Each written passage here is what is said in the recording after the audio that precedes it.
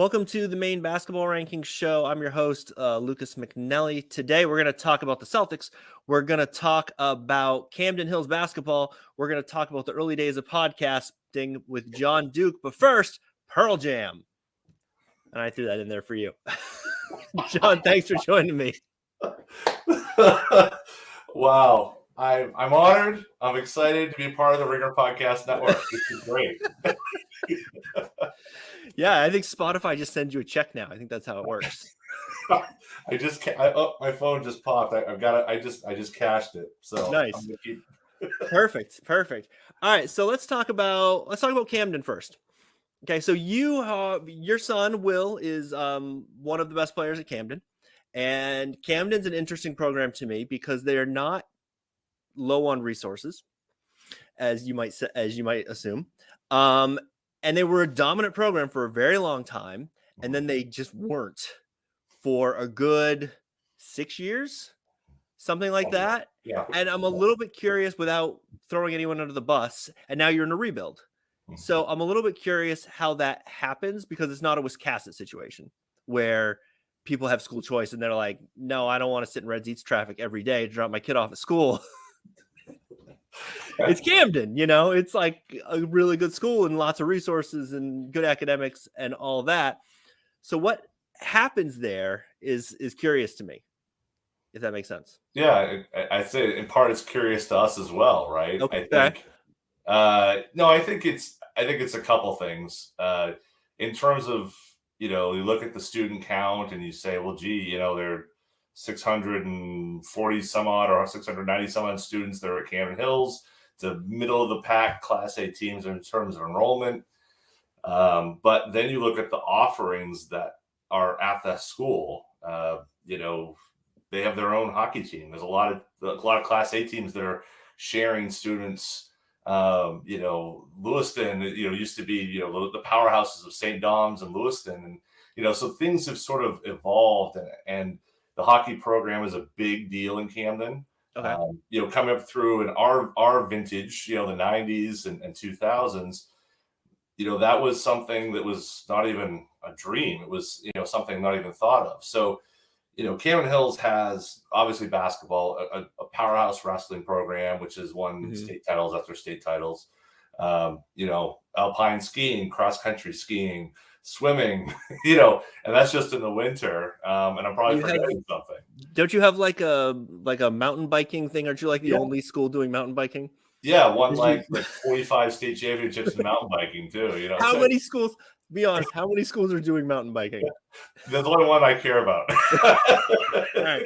Because every time I'm there, I look at that banner. I'm like, I think they're the only ones doing mountain biking. I think it's just them and like one other school, and they just trade championships. It's a remarkable program. For years, and they'll just, I don't know how it all works. Honestly, that's not a world I've delved into, but.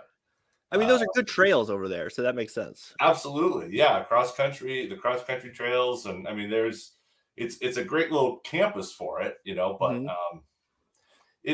I think the first thing is we have a lot of offerings at Camden, maybe more so than a lot of other schools. I was at Mount Ararat High School today, actually, who is even a little bit bigger than Camden Hills in terms of student count, but I'm looking up the walls and the number of the types of athletics offered to their kids, there's just a few less. And, when you start to winnow down all the way through, it's a little bit easier to come up with one or two athletes. And, when you're playing 5 at a time, you get a little bit closer. That's the easy quick answer. The hard quick answer is you need a youth program. And our youth program really wasn't that great, to be honest. We have a Y that's in the area, but they have a lot of mission, and so there's a group of parents that I was a part of that tried to say, we need to get things back together and get back to some of the glory days that Camden Hills have had, and so we've been really involved on the travel side of things. A lot of kids involved in AAU, but it takes a program that goes from not just the varsity coach, but the athletic director. And obviously the athletic director now kind of has an idea about basketball. A little bit. but you've also, it goes to the principals, it goes to the school boards. You need, investment in your facilities. And, like I said, spending the day at Mount Ararat High School, boy, that's a community that is invested in their students and their student athletes. And, really, since other than a fire this summer, there hasn't been a big investment in the athletic facilities at Camden Hills since the school was built. So you have to invest. Yeah. I think one of the few Class A programs that doesn't have, at least that we play in terms of the soccer world, that doesn't have a turf field. And that's something that's coming to be. So I think it can seem on the surface, oh, it's Camden, they've got all the money in the world and they can fix it. I don't think we've had that same investment on the athletic side that we probably should have. And so I think that plays a role too. Was part of it, and this, I don't know how much of this was a factor, but it probably didn't help, is that you had a coaching turnover because Jeff Hart was there for a million years and then he retires. Mm-hmm. And then you've got John Morrow coming in. And so he's going to try to put his own stamp on it. And that's right in the middle of that lull. So that can't help. No, absolutely. And Jeff, Jeff, obviously, I don't need to say much about Jeff Hart. Everyone knows what he'd accomplished. He's a great coach. He's currently killing it with the the 5-town Windjammer girls basketball team that his daughter plays on. He still knows how to coach. In case you're curious, everyone. I imagine he still does. 500 pity wins. those AAU refs. Right. He's learned to tone it down a little bit because they let a little bit more go. But no, I think it's it's a lull, and I think the program needed energy. John, I went to school. John was a couple of years behind me in school. I've known John. His dad is a legendary teacher at Camden Hills or Canada Rockport High School, for those of us old heads. Yeah. John was a great player in the 99, the team that sort of turned things and was the first of those gold ball teams that Camden Hills had. And, I think it's about, you got to build a culture, right? And it's not just a culture that when the 4 years of kids you have in front of you, but it goes back to the 3rd and 4th grade travel programs. And, looking locally here, I see Larry Reed, I see Nick DePatsy, they're involved in the youth program, and John's got a great summer camp that he's running, and he's sort of taken that banner. So, it's energy, it's figuring it out, it's a whole bunch of things. And I think also, it's about accountability among the players. You can have a coach that sets a tone, but you need guys that want to work together, and their singular goal is winning. And everyone can sort of chase the clout on their cell phone.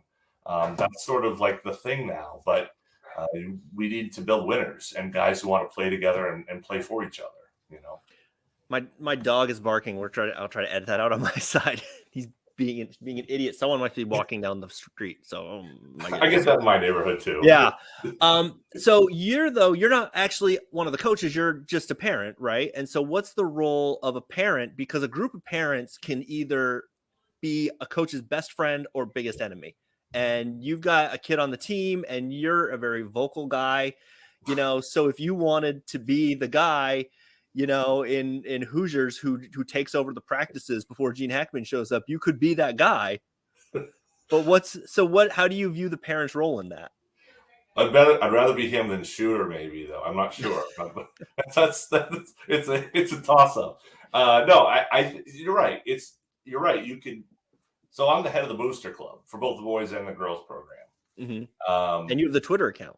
I got the Twitter account. Right. The Twitter account. I've got a lot. There's just unlimited power. If I were Emperor Palpatine, unlimited power is what I've got. No, I think it's where we are right now. We need to build. We need to build success. And I think that you're right. It's easy to sort of say, well, what about me and my kid? My kids put time in. What about me and mine? And the truth of the matter is that's not going to help us get over the edge. I don't think.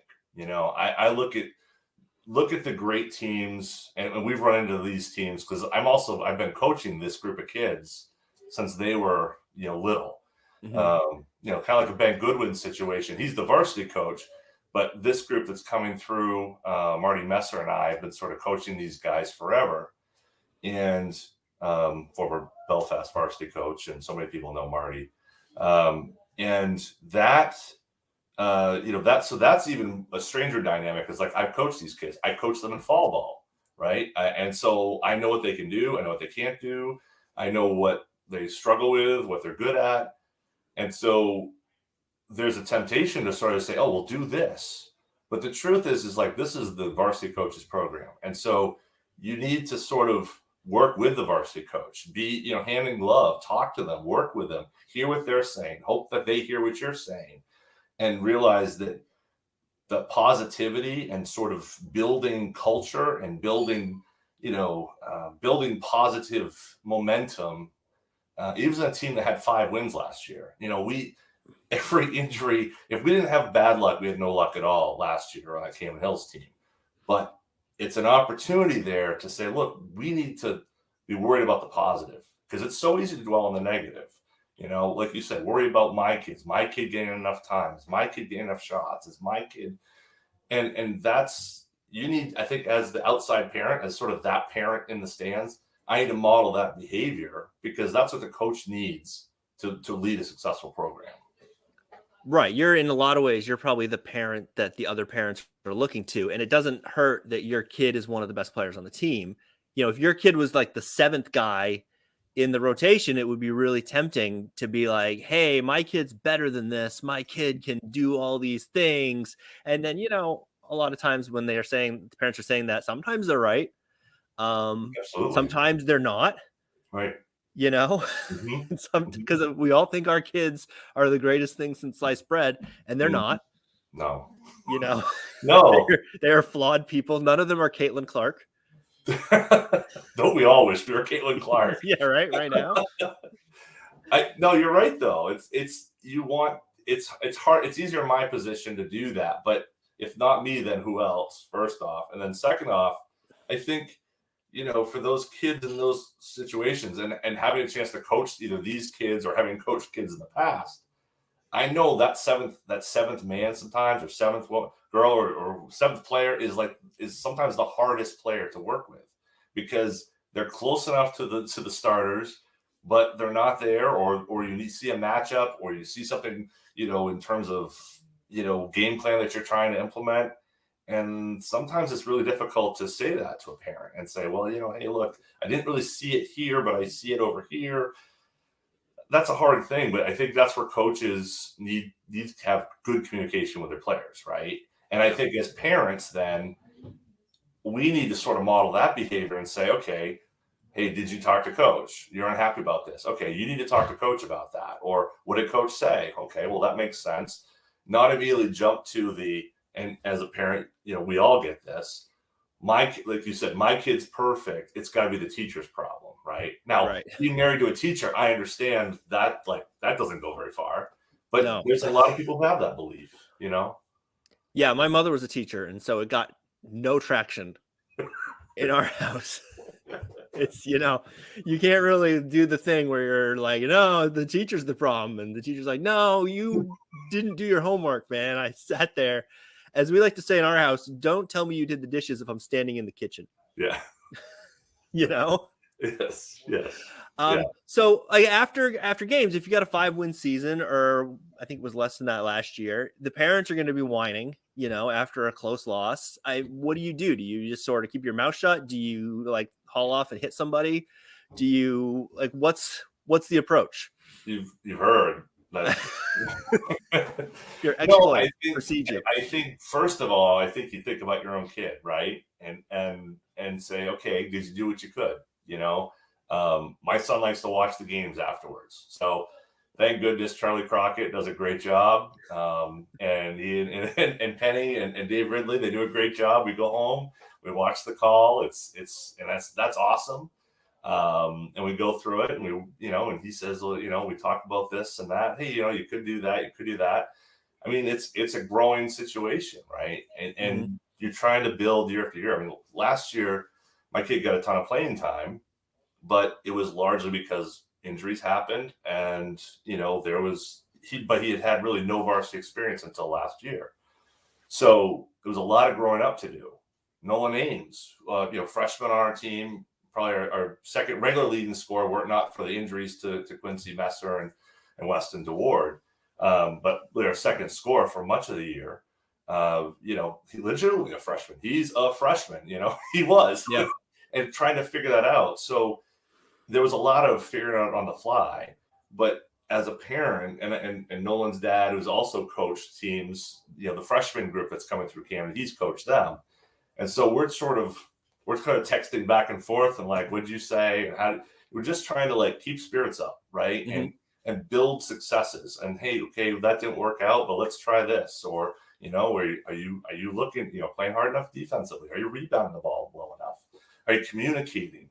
I think you have to build positive attributes because it's hard. Those when you go into those losing streaks where you're losing 4 or 5 games, losing consecutively because both Madomic, Oceanside, and Lincoln Academy games were in a row effectively. It's like that's a fun scheduling quirk. You don't like losing to local guys, but when it's boom, boom, boom, right one right after the other, it's it's tough. And you were in some of those games. Yeah, you were in those games, which makes it even worse. Yeah. Yeah, that's true. I mean, it's potentially fun, but on the other hand, it's like, yeah, but we still walk away with the L, no problem. Right.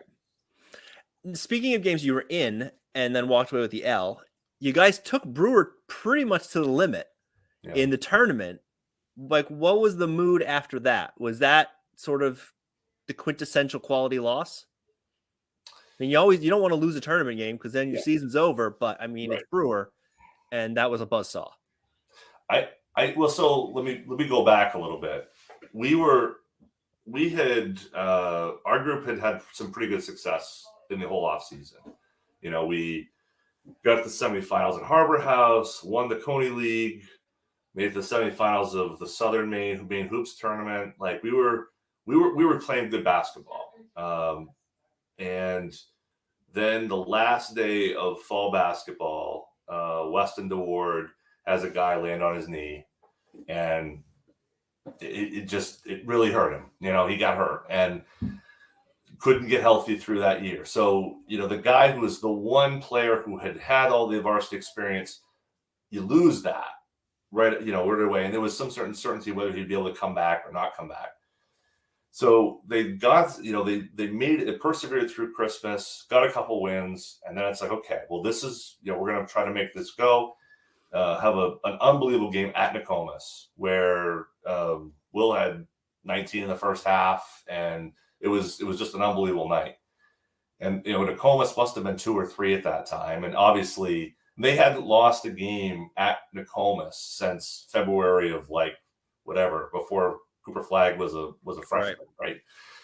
And so going down the stretch of that game, Quincy Messer blows his knee out, and really had hopes but it's like everything was destabilizing, right?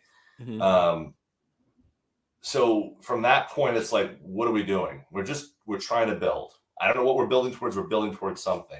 Trying to get in the tournament. Trying to get in the tournament, right? And I texted you about like, okay, what's this Gardner Skowhegan game? Or it was close because we just didn't have a lot of points. And that was the thing that our team had done all year. They beat Mount Blue the last home game of the year. They beat Nokomis, so they had the capacity to do it.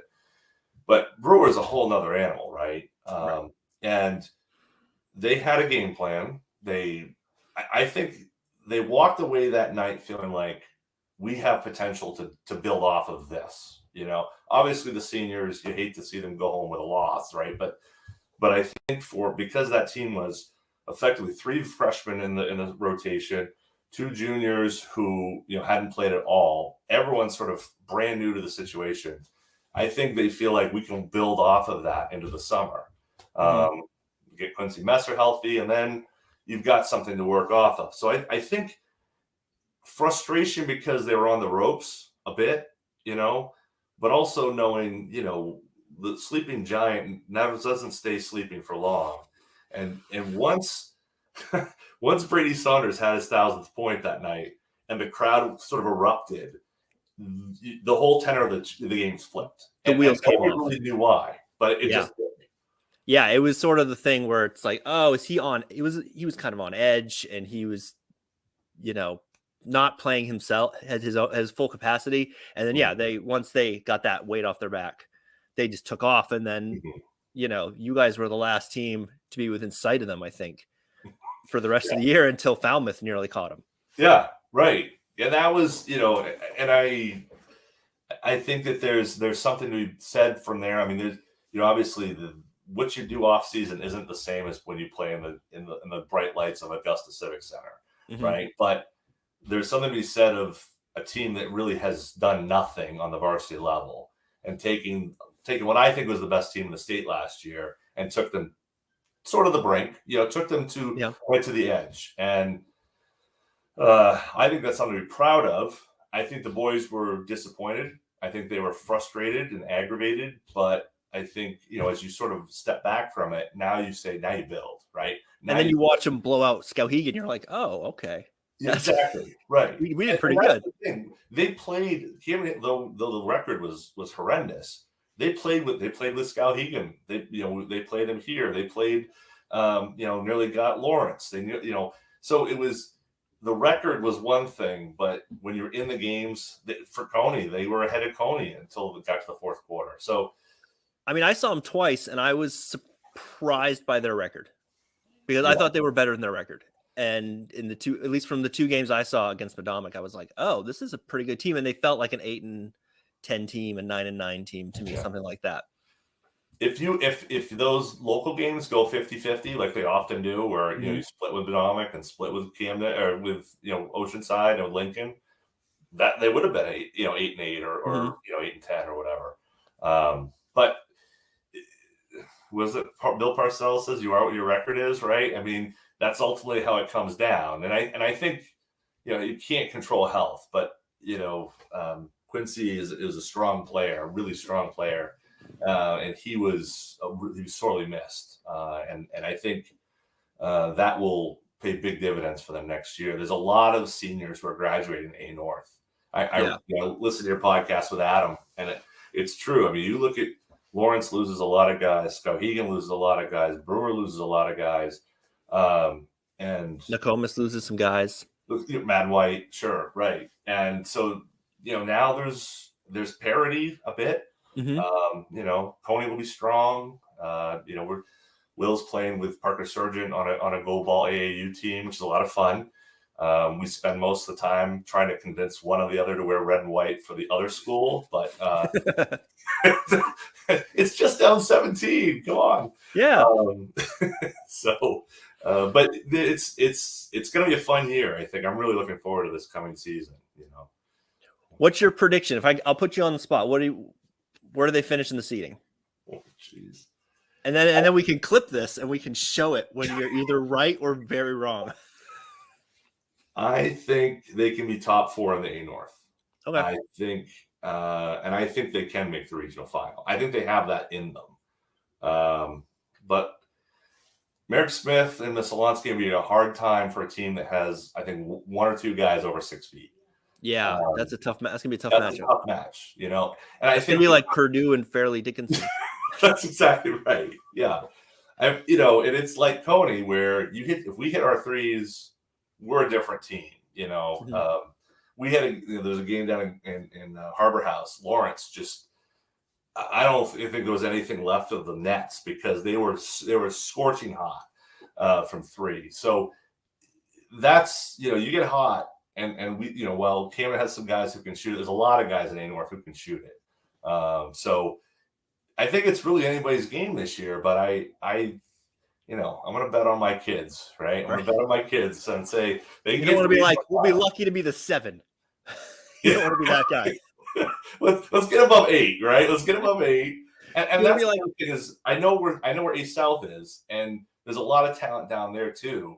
And that's but I don't think, I don't see somebody who's going to be like this, unbelievable, like Brewer. I think we knew even a year ago, Brewer is going to be like a monster. Well, Brewer nearly beat Nokomis, I mean, that's like, we've had 2 years where A North has been like parity central for a long time. And then we had 2 years where it kind of wasn't. And so maybe it's just going back to normal now, where it'll just be sheer chaos. Yeah, absolutely. The way the basketball gods intended. I'm rooting for chaos, right?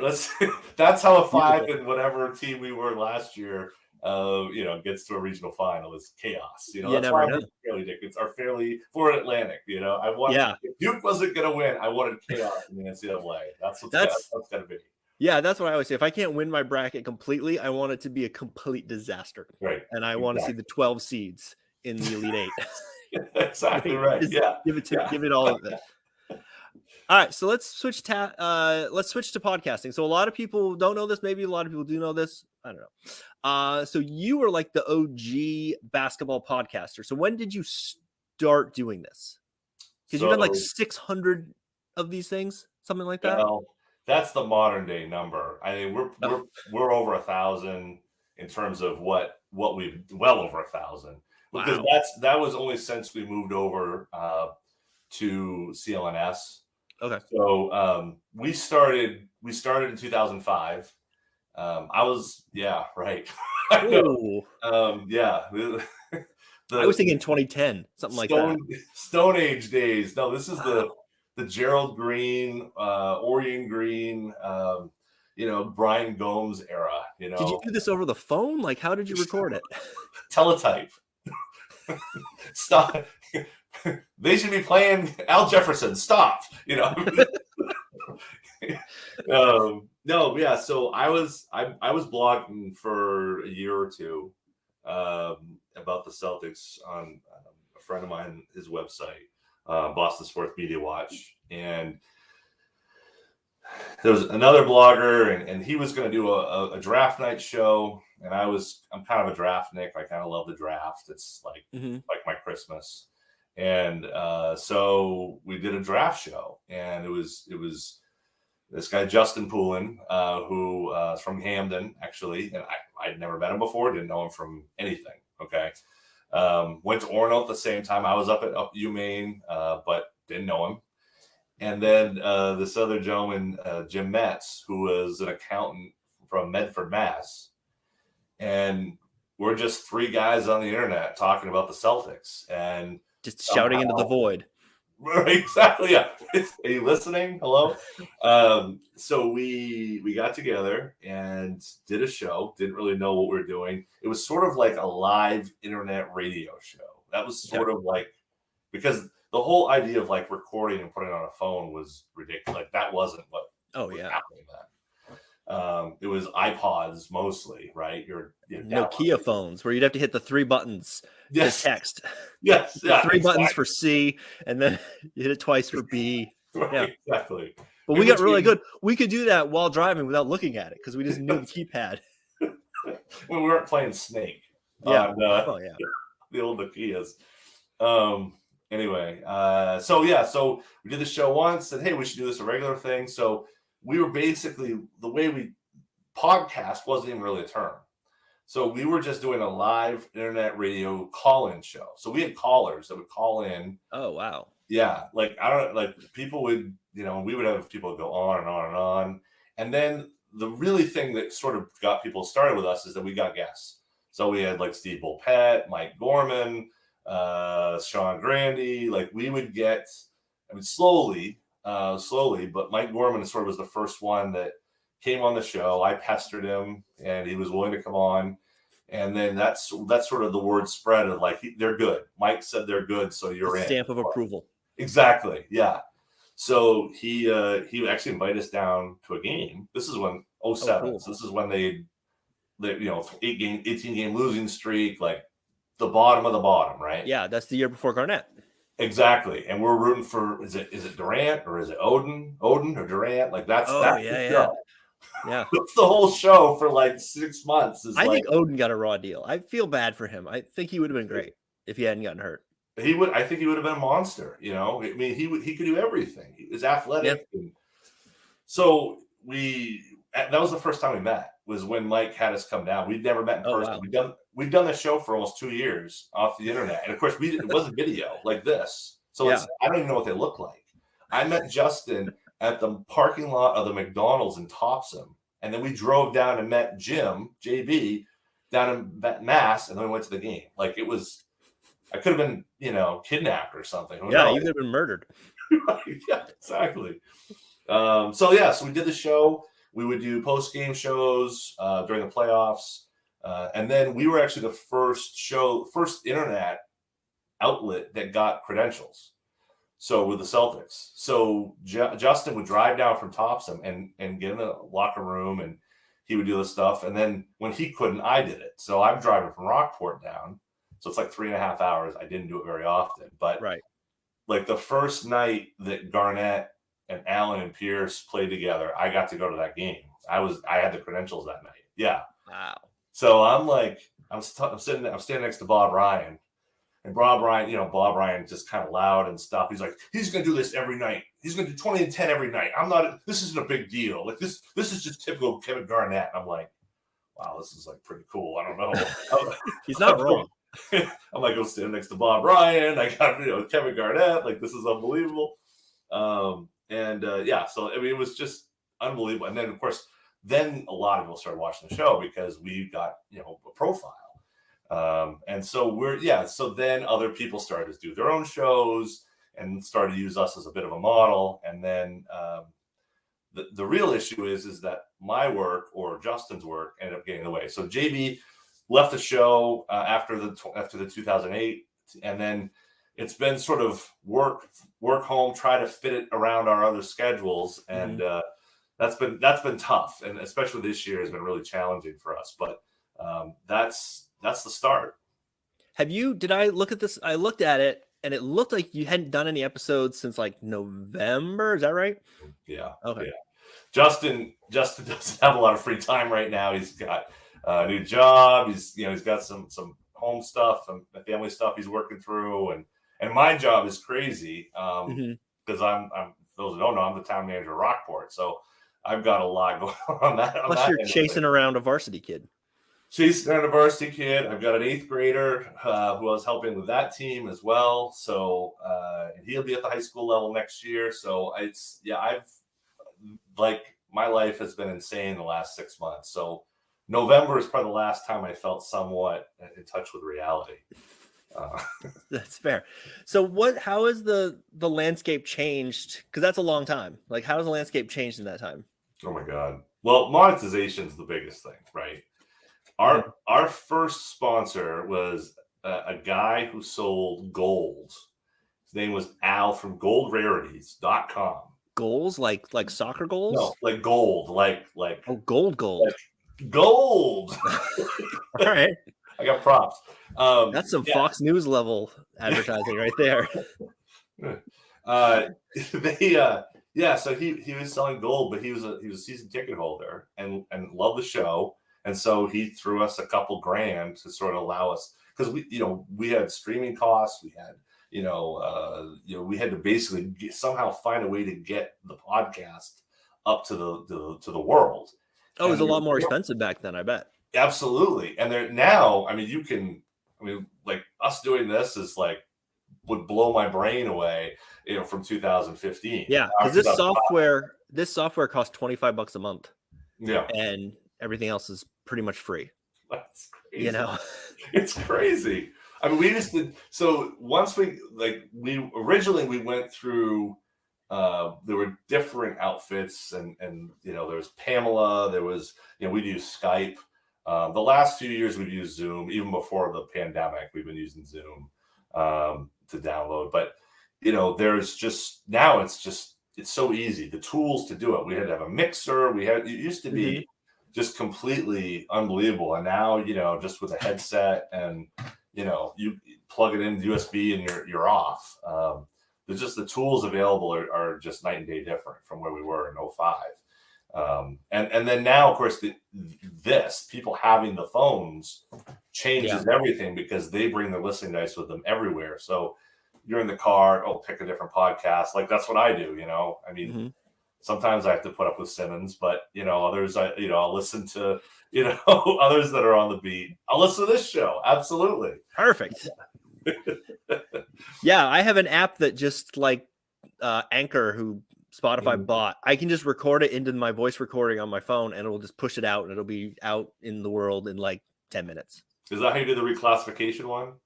Yeah, that's how I did it. I just I put my phone on like a little tiny little tripod, just so I wouldn't have any handling noise or anything, right? And just recorded it and then hit send and wrote a description. We've tried. One time we tried when I was working in Newcastle, so about 45 minutes for those who aren't too familiar. I know you're very familiar with that. Very. But I'm on the road, and we try to do it, but there's too much road noise. So it was especially all the potholes on Route 1 between Damascus and Noblesboro. It was a nightmare. So because that's a good 45 minutes, you could get a lot done in that time. I have like late meetings, with the boards and committees and stuff, and so I'm driving home like, hey, let's try to do it now, and we did it once and it didn't work. So you need some sort of noise canceling for that to work. And the stuff in the car, it's just not good enough. You'd be surprised how good a headset like this would can do. Your basic sort of gaming headset. Yeah. So what's your advice for someone who's starting to do this despite their own reservations? Am I telling you this? Is this from me to you? Is this? Yeah, go for it. No one's watching. I think the most important thing is to love what you're talking about, right? Like if people who do this, for me, now there's sort of some sour grapes in this for me, because CLNS, who we work with, Nick Gelso, who effectively was a competitor of ours, saw what we did what we did, but was more ubiquitous, had more people on scene, just pumped more into it. He's turned it into this $1 million business for himself. So I could be like really, really sour about it. But the truth was, I could never do that. I was never going to move, from here, Rockport, down to Boston. You could be at every game and stuff like that. Right. Like that was just never going to happen, So I've made the decision that I'm only doing this because I enjoy it. I like talking about the Celtics. I like talking about basketball. I like, and if anything else around that, is gravy to me. When there was a couple of years when we were affiliated with what is now NBC Sports Boston, and we would do stuff on their postgame show. That's cool. Yeah, it was fun. And Gary Tangway would, go to Jon Duke from Celtics Stuff Live, and it's completely ridiculous, heady stuff. Being in the locker room, being in the media room, and you got Bob Cousy's over here, and Tommy Heinsohn's holding court, and Zach Sanders. I mean, but it's fun. So just enjoy that ride. And if you become a mega millionaire and Spotify wants to write a check, then let's go with it. Mega 100-air. Right. 100-air. That's right. Yeah. All right. So let's talk about the Celtics. This has been a season for sure. I'm not the guy. Yeah. I'm not the guy who freaks out when they lose to the Knicks and they blow a 20-point lead. I'm like, it's November. Who cares? It's a long season. It's not like a high school game where if you blow a 20-point lead, that's like some major indicator that you're flawed. So how worried are you? Not at all. Not at all? No.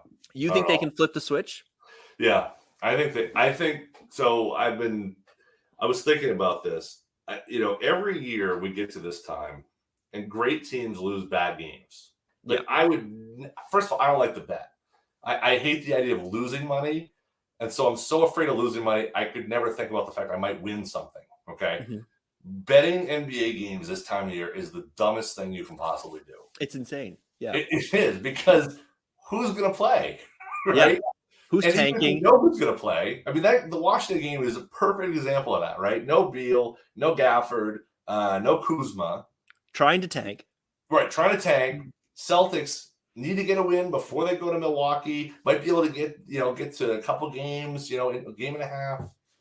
And then they just completely spit the bit. Just suck. Awful. there's nothing in any formula that would tell you that that's going to happen, right? So it's all in heart, right? It's all heart and head. Mhm. And I think at this point they know how good they were in the fall. I mean, they were dominant. crazy good. Yeah. I mean, just you can't overstate how good they were. But some of that was just unsustainable shooting. Yeah, no, it's true. But they were unsustainable, but comparatively to what their offense was a year ago, probably felt to them like this is like nirvana. I mean, this is just the ultimate of wow. I'm driving and I'm kicking out, and Malcolm Brogdon's there. I'm kicking out, and Hauser's shooting 48% from three. I can. So there was sort of just this like good times. Everything's feeling great. And we're doing it without Rob. So it's like, wow, this is unbelievable. Sort of a euphoric type thing. So unsustainable shooting, yes, but they picked up the defense and they got to a point, I think, by the end of January where they were just the world beater. They were a juggernaut. And then I think a couple of things happened. One, you bring in Rob, and then they get some injuries. Jalen, his face gets bashed in.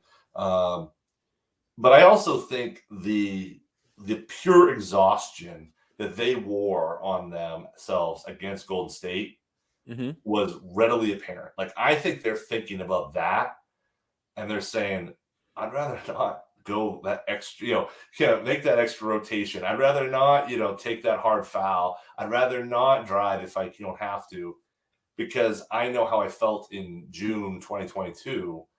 I need to make sure I've got that much little bit in reserve right for this June. I really think that they're psychologically holding back a little bit.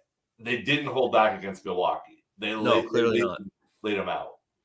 But the reverse of that is Tatum's playing a ton of minutes. No. That's what worries me is not the bad losses, although I don't love the bad losses, and I don't love what was the lead they blew the other day against, was it Brooklyn? Were they down up 28 or something like that? Yeah, they were 28. Yeah. 20, I don't love any of that. No. But I get it. I don't love about it. What worries me is Mazzulla's minutes and his rotations. And just there's some stuff. I don't even mind the no timeouts thing, because I actually think that's kind of smart in the regular season, to make them work through it on the court in real time. I worry that forget to put Derek White in the fourth quarter of a close game. I'll worry that Pritchard just disappears in games where they clearly need him and he's healthy. And it's like, boy, we really could use a spark off the bench. Throw him in there for 5 minutes and let's see what happens. And, Grant just doesn't play sometimes. And my concern is that he's the basketball equivalent of the football coach who can't handle the timeouts and the late game play calls and time management. That's my worry with him. Would that be fair? Well, and I don't think we'll know that until I don't think, right. I think that's we get into the tournament. We'll know in 2 months, how accurate that is, right? I think if I remember correctly, the Celtics still have the highest points per possession after timeouts of any team in the league right now. That sounds right. He's doing a good job scheming and game planning in those isolated instances. But it's not the Kyrie year where they had Mook Morris and Hayward, but he does have so much talent that it's really hard, I think, to pick and choose some nights. And sometimes you can get so lost in game planning and you forget talent, sort of wins out. My sense from him is that this is not an easy team to sort of be your first go around to do this. They're motivated, they're self-motivated, so he doesn't have to, until the last 2 months. Yeah. But I do think that there's self-motivation that he can tap into. I'm just not. I think that, it's a shortcoming. If you look at the whole picture, out of all the things to be the most worried about, it's probably the rookie coach who's never done this before. And I don't love that Stoudemire got a gig elsewhere. I kind of wish he was there for the rest of it, because I feel like if I'm a rookie coach, then I'm going to need as many experienced guys on that bench as I can get. And I worry if it's there. If there's the guy to be in his ear and be like, hey, put Derek White in the game. Maybe we should put Derek White in the game. And he go, oh, yeah, right. Because, Right. I mean, I've not really coached at any level other than like Pee-wee basketball. And I've gotten distracted going, what are we doing? What's happening? Oh, right. Because you just get caught up in the game, and you can only keep track of so many things at once. And you need a guy in your ear to be like, hey, don't forget about this or whatever. And I wonder if he's got that. Yeah. They have Brian Sullivan, who's sort of, I think, the number 2 right now. He's the shooting god who came from Milwaukee. That when Ime came over, and he knew him from San Antonio, he seems to have been elevated into that number 2 spot. But you're right. I thought it was a bit curious that Stoudemire left like that in the midst of the year. I mean, certainly you got a D1 opening in a power conference in the ACC. It's a good gig. Yeah. I mean, and Georgia Tech, there's no expectations. They've been bad for quite some time. So I understand that. But on the other hand, looking at the current situation, boy, it sure seems like he's kind of leaving him in the lurch. Yeah. Or leave. Now the Celtics are left in a situation where they're looking a little thin. They didn't add anybody to the bench. And I can understand that. It would be difficult to add someone in the middle of a year and say, okay, well, now you're going to fit into what we're trying to do. And but I agree with that. I don't think he's perfect, but I think given where we were in what was it, late September, when whatever the Ime thing. Yeah. I mean, you really can't, expect more. I don't think. I think given all those circumstances, I saw something. Well, we're going to give him a B plus, a B. I don't think you can give him anything less than an A, just because of the fact of he, kind of got thrown into it. Right, week before training camp, he thought he was probably on the back row of assistants on the bench, maybe the front row. I mean, it's sort of questionable, and now he's the guy. Yeah, on a team that lost in the finals. I mean, that's the favorite. So the thing that makes me feel better is I'm looking at their path, and the 7. I mean, I'm a little bit worried that Jimmy Butler, if anyone can flip the switch, it's Jimmy Butler. And I don't think Miami can beat us, but I think they can sure drag it to 7 and make it painful. I'm not worried about Philly. No. I just don't see it. I don't see Harden staying healthy. I assume Embiid will put up 40 and 15 for the series, but I don't know if that's going to be enough. And I'm having trouble believing that Milwaukee can. I mean, if you look at the games this year, they haven't. The only one that was close was the one where everybody sat for the Celtics, and that one the other day. I mean, you could say that's an outlier, but I'm not sure that it is. Well, everyone sat, and they almost won it anyway. Yeah, it went to overtime. They probably should have won it anyway. And it was, I mean, Derek White was playing pretty unbelievable in that one. But I think there's a bit of kryptonite that the Celtics have for Milwaukee. Now, do I trust the Celtics to go out there and in a 7-game series be able for that to be even up? No, because I know that Giannis can run through every single player in the NBA. And he's gonna get it. That's gonna be a block, 98% of the time. Yeah, we all know it, So there is sort of that makes it a little bit difficult to judge the matchup. And the narrative favors Milwaukee. I'm not sort of one of these, truthers about refereeing, but there's some funny stuff when you watch some NBA games, NBA playoffs, and you don't think they want a Milwaukee-Boston series to go to 7? I mean, come on. 100%. Right? I mean, that's 100%. Great ratings. Come on. You're going to lose one of them, either a huge media market or Giannis, who's one of the biggest draws in the whole league. So push that as far as it can, But I agree with you. Miami is not – Jimmy can throw the switch, but they've been so bad this year. The pieces around him, the Kyle Lowry experience failed. I think they still have a negative point differential. I think so. I mean, they're 41-37, but Yeah. I mean, they are just a disappointment, I think, really. And even last year, they really shouldn't have gone to the conference finals. Mm-mm. That team was not worthy, I thought. And the best series was Boston Milwaukee by a long stretch. Oh yeah. So would I rather not see? I would rather see anybody other than Milwaukee. Sorry, than Miami in the first round. Toronto. Atlanta. Give me Sure. Atlanta. Oh, absolutely. Give me If I could Brooklyn. hope for that, I would. I'm all over it. Yeah. Yeah. I mean, Chicago even. I think that it'd be tougher, but I would rather see either of those than Miami, just because Jimmy, he's got some voodoo or something where he does things that just don't make sense. Mm-hmm. They really don't. I mean, now I'm going to throw a wild card at you. Yeah. The model, because I have an NBA version of the model, and the team that has been in first place almost the entire year is Cleveland. The model has Cleveland as the best team in the NBA.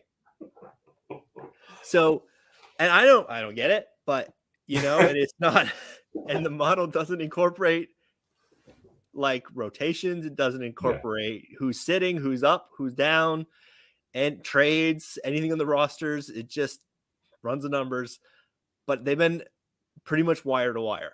Mm-hmm. And if the Celtics win a big game, they'll move ahead of them a little bit, and if the Celtics have a rough stretch, they'll move down to 3 below Milwaukee. Mm-hmm. But it's those 3 in the top pretty much the entire season.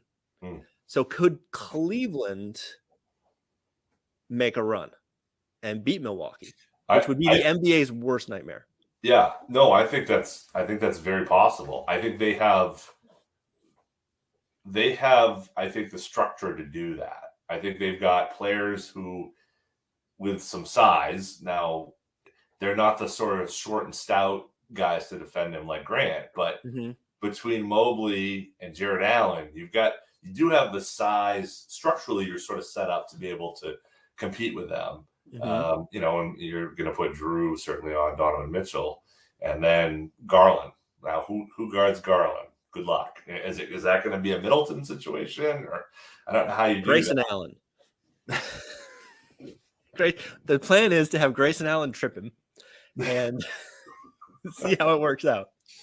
Though he's a Duke guy, he's not one I acknowledge. Let's put it that way. I mean, that's kind of the problem when Milwaukee plays Boston is, we have the guards, we have the wings, and they just don't have them. And you look at Jay Crowder, you look at Joe Ingles, and it's not happening for those guys. It's just not. But somehow Connaughton always plays really well against us. Exactly.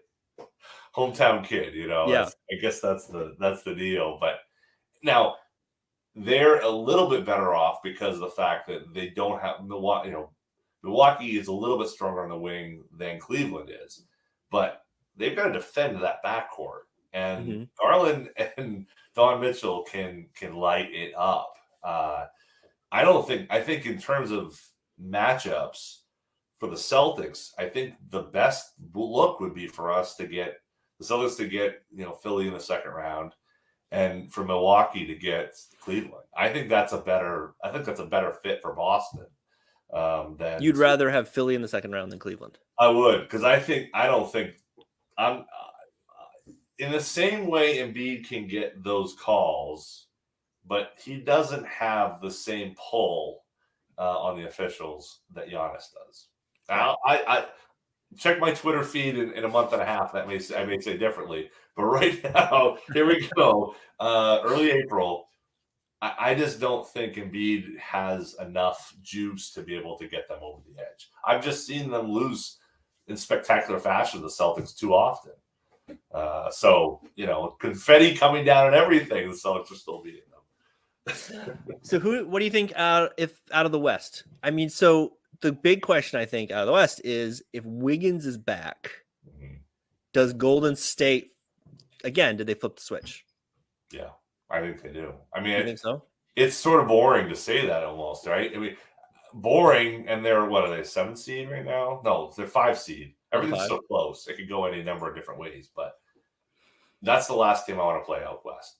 Mhm. I'd rather play Phoenix. I'd rather play, Sacramento. Give me, Memphis, Denver. whatever. I don't want anything to do with Golden State. There is kryptonite. Celtics have to get over a hump to be able to beat them. I mean, and maybe this is that sort of going back to the 80s. The Celtics had to get through the Sixers. Then the Pistons had to get through the Celtics. Then the Bulls had to get over the Pistons. Maybe that's what we're talking about here. Maybe there's sort of mentally there has to be this Maybe. like, you know what I'm saying? I mean, maybe that's what this team needs is something like that. Which is funny because when Golden State was the dominant team, when they were putting up that 73 win season, Yeah. the only team that could play with them were the Celtics, like on a consistent basis. They were the team that would go into Golden State and beat them. They played them tough every single game. Yep. And so it's kind of weird that would be the hump. Bring back Avery Bradley, maybe. Maybe that's the solution. Kelly I like that idea. Yeah, get Kelly Olynyk back. Can we borrow him once he gets eliminated? Let me tell you something what's still undefeated. My wife's complaints about Kelly Olynyk's hair and beard when we watch a game that he's in. Because there goes the Jazz on Friday night, and he was there, and my wife's like, I've never liked his hair. I don't like his beard. Like every 5 minutes, which is nice. It's how we bond in the Duke household. How much are you enjoying the Dallas disaster? With the just implosion over there. It warms my heart. I mean, first of all, some of this for all of us, I think, comes from a place of we wanted to love Kyrie. Mm-hmm. I wanted him to come here. I wanted to believe what he was saying.